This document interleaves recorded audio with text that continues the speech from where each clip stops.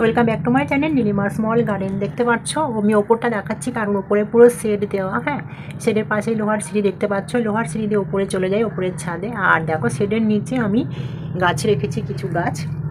তার মধ্যে আমি আরও দেখাচ্ছি, দেখতে পাচ্ছ এই যে দেখো আমি চারা বসিয়েছি। হ্যাঁ, এই যে দেখো জারবেরা গাছ, জারবেরা গাছের এখানে দেখো ছোট্ট একটি চারা হয়েছে।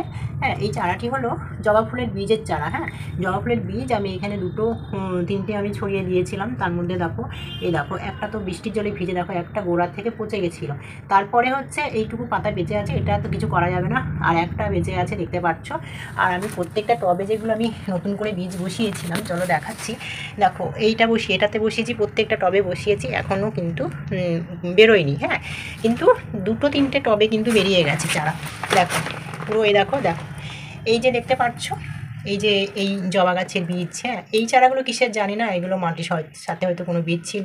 আর এই যে দেখতে পাচ্ছ হলুদ পাতা, মানে একটু হলুদ হয়ে রয়েছে, কচি পাতা যেহেতু এই জন্য হলুদ লাগছে। এটাতে আমি দুটো বীজ ফেলেছিলাম, তার মধ্যে একটা চারা হয়েছে।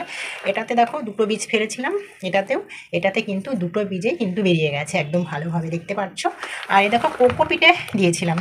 কোকোপিটের মধ্যেও আমি বসিয়েছিলাম। দেখো কোকোপিটের মধ্যে এখানে না, হ্যাঁ, এই যে ছোট ছোট যে চারাগুলো দেখতে পাচ্ছ, একদম পুচকি পুচকি ছোটো ছোটো চারা, এগুলো হচ্ছে স্ট্রবেরির বীজ দানা ফেলেছিলাম। তো জানি না ওগুলো হবে কি না, তবে দেখো এর মধ্যেই আমি জবা ফুলের বীজগুলোকে কয়েকটা বীজ ছড়িয়েছিলাম। তার মধ্যে মানে কি বলবো, তিনটে, একটা ছোটো, এই একটা তিনটে হয়েছে। আর বাদবাকি তো এখনও দেখছি বেরোচ্ছে না, হয়তো আর বেরোবে না, ওই তিনটে হয়তো খারাপ ছিল। তো দেখো এই তিনটে টবে বেরিয়েছে, আর ওই যে এখানে একটা বেরিয়েছে।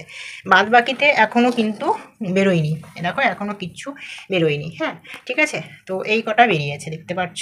তো আমার এখন টেনশন হচ্ছে কি, আমার এখন টেনশন হচ্ছে যে এই যে এখানে ছিল, যেহেতু শেডের তলা বলে আমি বেশি তাপটা, আমি গরমের তাপটা যাতে না লাগে তার জন্য আমি এখানে এই শেডের তলাটায় আমি রেখেছি। তো তাপ লাগে না, হাওয়া বাতাস আলো লাগে, কিন্তু ওই বড় ভয়ঙ্কর যে গরমের তাপটা সেটা আর পড়ে না। কিন্তু দেখো আজকে হঠাৎ করে বৃষ্টি হয়েছে, বৃষ্টির সাথে শিলাবৃষ্টি হয়েছে। পুরো শিলাবৃষ্টি হওয়াতে জানো তো শিলাবৃষ্টি কীরকম, তো ওইখানে কিছু তো ফাঁকা আছে, পুরো ওখান থেকে বরফ, মানে কি বলবো, শিল পুরো ছিটে ছিটে এসে পুরো একদম এগুলোতে পড়েছে, যা এগুলোতে পড়েছে শিলাবৃষ্টি। হ্যাঁ, মানে শিল পড়েছে এর মধ্যে। তো দেখো সেই মুহূর্তে আমি ভিডিও করতে পারিনি, কেন অন্যদিকে আমি ভিডিও করছিলাম অন্য ব্লগের জন্য। তো দেখো এই যে এইগুলোতে এখন শিলাবৃষ্টির শিল পড়েছে, জানি না এই চারাগুলোতে এখন কি অবস্থা হবে জানি না, তার জন্য এখনই আমি তোমাদেরকে দেখিয়ে দিচ্ছি।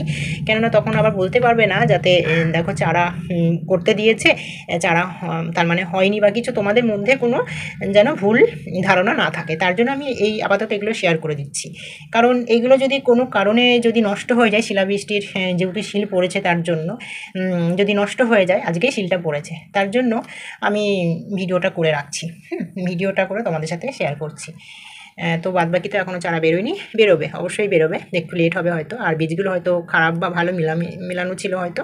হ্যাঁ, কোনটা কেমন বীজ তো বোঝা যায় না, তো কোনটাতে চারা বেরোবে কি না। তো আমি এগুলোতে যে মাটি দিয়েছি ওগুলোতেও সেমন মাটি দিয়েছি, তো বেরোনোর তো কথা, অবশ্যই বেরোবে।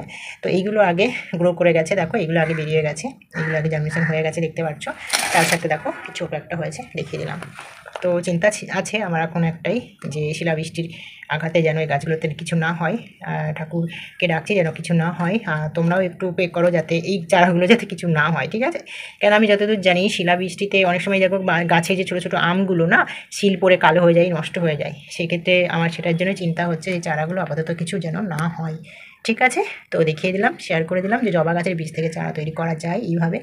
তো দেখো